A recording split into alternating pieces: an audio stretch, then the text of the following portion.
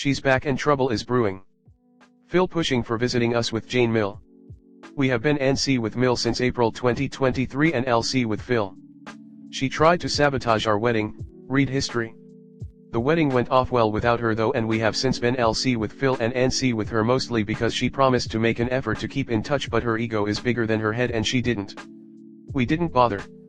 She even sent ugly messages to So about me, and he shut her down on a call and told her she can't talk shit about his son's wife and expect to have a relationship with him. The text message, verbatim, is on my previous post. Update 1. It is also at the bottom of this post. After Mill was forced to miss our formal wedding ceremony at the courthouse, she kicked and screamed at my Phil, and he called us the next morning and forced us to talk to her. He put her on speaker and she immediately started with her typical narc behavior of victimizing herself. So did a brilliant job of standing his ground and calling her out on her BS. After a little back and forth, we agreed to visit them for tea. The visit went well. We didn't talk much, stayed for half an hour, played with the dog and came back to our hotel. Cut to yesterday, 2 months since we met them. Phil randomly calls So and puts Mill on the line without asking So first. Mind you, at this point she has made no effort to stay in touch with us for 2 months since our showdown and hasn't called So on her own since April 2023. So replies to her questions with indignation and stonewalls her. It lasts hardly a minute. Later So called Phil and gave him a good talking about not becoming a mouthpiece and enabler. Phil goes off about how long will we behave this way, we are drifting apart as a family, and then the truth comes out. All of this happened yesterday because my father is visiting us and both Mill and Phil are butthurt that he gets to come stay with us. Phil concludes with, I want to have a chat with you and up later in the week and plan how to bury the hatchet with this matter. So responds with, sure, but don't expect us to make any first moves for reconciliation because we won't. This is where I need advice. I know that Phil will try to be Mill's mouthpiece and expect us to make space for her nonsense because she is old, because I am dying, he has a neurodegenerative disease, because you're my only child. This will conclude with him wanting to visit us and stay with us for a while along with Mill. I do not want to keep going in circles, so I'm going to suggest that if he wants to solve this he better agree to come to family therapy with Mill, otherwise the status quo remains. Is this a good idea? Please do read the history before advising. Antia. P.S. 1. We do not stay in the same state as Jane Mill and Phil. 2. My father stays in a different state and is visiting us for a festival. If you've reached this far and want to read the text message that Mill sent about me to So, sometime in June, here it is. As far as I know, I am getting victimized by you and up for nothing from the start.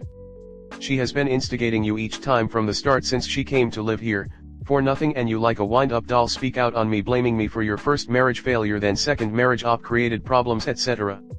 The last day you two left the state, you specifically told your father, only he should come to your house and I should not come. What does this mean? Misunderstandings can be between Mill and Dill, and as time goes by they get resolved by Dill adjusting. But I have never seen anything like this. You people won't come wherever I am present means that as long as I am in this house you will say you people won't come here. Is that what you want? I get separated from this family and move away. PL specify. How can I be free with Op, who is out finding faults and creating misery for me with absolute no respect to age or any factor? I have never faced such things in my life and I can't handle this. Comment. No therapy. Because really, all you want is for your Mill to stop being a narcissist, which is not something any therapy can do. She is who she is.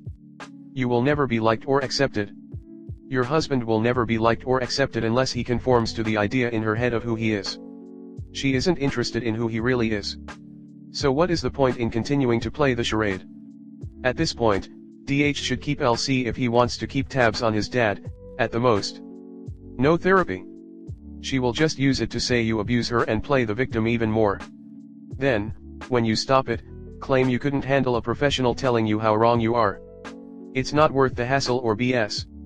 The adjusting she means being a doormat and obeying her completely. Nope. As for how to handle it, Phil needs to go in timeout. Anytime he acts as her mouthpiece or tries to force communication, timeout. She suddenly is on his phone, hang up. Enforce the NC with Mill, and no explanations are needed. She is aware you do not wish to see or speak to her, as is he. They are using a loophole. Learn no is a complete sentence. Phil wants to visit with Mill, no is all that is needed. If they want more info, no that doesn't work for us, or no that will not be happening. Nothing more. Definitely TT so about it all, and remain on the same page. Sounds like UARW so far, which OS good. Best wishes up. Unfortunately, Phil needs consequences. He's nothing but Mil's flying monkey and you guys are taking the bait. You and DH need to come up with strong boundaries for Phil. DH needs to communicate these to him and give consequences. The hardest part of this is enforcing those boundaries. Nothing about your relationship with Mil can change because she will not acknowledge any wrongdoing. Going to therapy with a narcissist and/or an abuser is not a good idea, so I wouldn't even suggest it. You should, however, make a stipulation of opening contact with Mil that she goes to therapy and she needs to acknowledge her wrongdoing, show you, through her actions, that she is willing to change and apologize for what she has done. Until she does those things, there is no chance of resuming contact with her. DH needs to make that clear to Phil and tell him to stop trying to guilt and manipulate you into allowing Mil to disrespect your boundaries. Also, reiterate to him that if he ever calls you with Mil again, he will also be on a timeout. Tell him that you and DH do want a relationship with him, but it cannot involve Mil. He can visit, but not at your home. He needs to get a hotel and meet in a neutral place without Mil. If she shows up, the visit is over and he is in timeout. She's old, that's just how she is. You're our only child, we don't have much time left. Try responding with something similar to "You're right Phil, tomorrow isn't guaranteed for anyone. We only have one life to live and it's short. We've chosen to live a positive lifestyle and surround us with those who lift us up, not beat us down and cause very unnecessary drama. Life is too short to put up with people because that's just how they are, and if that excuse is acceptable to you, then this is just how we are. Mil, and Phil, needs to accept the fact that everyone involved is an adult. It's now a level playing field. There is no hierarchy of parents/children. She/they need to be as respectful of you and DH as you two need to be respectful of them. Unfortunately, for her, respect does not equal blindly obeying or tolerance of bad behavior. You should let Phil know that until she accepts this fact, and I wouldn't hold my breath, there cannot be a relationship with her. Who wants a relationship with someone when there's constant arguing, PA comments and blatant rudeness? Next story 2. Not feeling the connection with in-laws, ESP Mil and Sil, after almost a year of marriage. Hello, I got married to DH earlier this year after being together for 3 years. I'm extremely grateful for DH, he's been an amazing partner and we're expecting our first child soon. However, all through the relationship I've never felt the warmth from his family, although mine worships the ground he walks on. For e.g., there were always more dinners and get-togethers initiated and organized from my family's end, and still are, although his folks were always cordial at those events. I always chalked this out as Phil being an introvert and mostly kept to himself, hence uncomfortable hosting, although Mil is super talkative and outgoing. After the marriage, we started living with my in-laws. Initially I felt a little odd being left out of conversations as Mil wouldn't prefer chit-chatting except to give instructions, and being an introvert starting conversations doesn't come naturally to me, and her main way of conversation was gossip, which makes me uncomfortable, although I would make multiple efforts to add my voice and DH would try his best to include me. I took up house chores and responsibilities early on. I am a doctor and was still working at that time, hoping to strike a chord somewhere, still somewhat feeling like an outsider despite DH's best efforts. I was trying my best to fit in, while navigating their behavior. Once or twice Mil asked me about not sitting to chat with her and pushed me to be more talkative like her, which felt hypocritical and caught me off guard as she was the one who barely showed interest apart from house chores, to which I replied I'm trying and I'd need little time to adjust. Mil is stay at home and healthy but would travel often with her side of the family. Once upon her return from one of her trips, she had a meltdown which I did not see coming. She called me nasty things, said I'd barely taken up the responsibility of the house, and held on to a lot of ego, although she had changed herself so much for my sake and worked around the house despite her age, which I did not appreciate or help her with, and basically behaved like a tenant. She also blamed me for not gelling up well with the family, and not maintaining a joyful environmental in their home. This broke my heart as I'd seen her as family from day one and put in a lot of effort for them. When DH confronted her, she excused everything by saying she held on to the frustration since the wedding so it all had to come out, and later apologized by saying conflict makes her unwell and anxious too, but she had no option. I mostly kept to myself after that, and we soon found out that I was expecting, so we let it slide, but DH was adamant that he would not tolerate such an outburst again. It's been a few months since the incident, and things have been calm apart from a few passive-aggressive remarks here and there, which I have learned to ignore. If ever I speak up or express concerns, it is labeled arguing back or taking things in the wrong direction. Little active effort has been to provide emotional support during my pregnancy, which hurt me a little.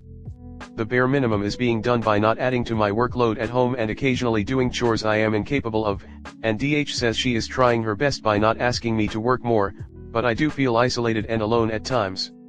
DH's elder sister, also a social butterfly, the ideal mother, daughter, and Dill according to her mom, lives in another city and has a 3-year-old. She too has always been cold and aloof, for e.g. one of the wedding functions hosted by my family she barely smiled and was constantly irritated when I inquired about this with DH and asked if everything was okay. He said she was just sleep deprived due to the kid. I let that slide, even though I felt a bit miffed that if my entire family can put on a smile and brave face, my grandmother had suddenly taken ill the night prior. For my sake, she could have at least smiled for her only sibling. She also never came up to me during the other functions, and since then not responding to my calls or texts on time, stating that she's busy with the toddler, and hasn't checked up on me since we broke the news, although I know there are almost daily calls between her and Mill. I have a great support system in the form of my DH friends, my own family who check up on me regularly and because of whom I've been able to get so far despite feeling low and helpless at times. Comment. Why are living with your in-laws? Which country are you living? If you are a doctor, you should have enough money to live in a separate house. It will never get better as long as you live there. I know that isn't what you want to hear, but this is your reality of your Mill. She considers you an unwanted intruder and behaves accordingly. The best I can say is to keep to your part of the house when you are home. Stop trying with her and keep your little family away from her. What are the circumstances on why you moved in with them? For me, this does have huge impact on motivation, on behavior, but also, did everyone sit down and talk about expectations for living together going forward? Sil doesn't want to be friends, let that one go. Unfortunately, your life will be the same and you will lose all control when it comes to parenting your child as long as you live there. If you can't move out, then there isn't a lot that can be done for you or your child. The only way for your lives to get better is to move out and cut all contact. I hope your little family be free soon. Unfortunately, nothing will ever change as long as you live under their roof. I know that's not what you wanted to hear, but that is the truth and will get worse when baby comes.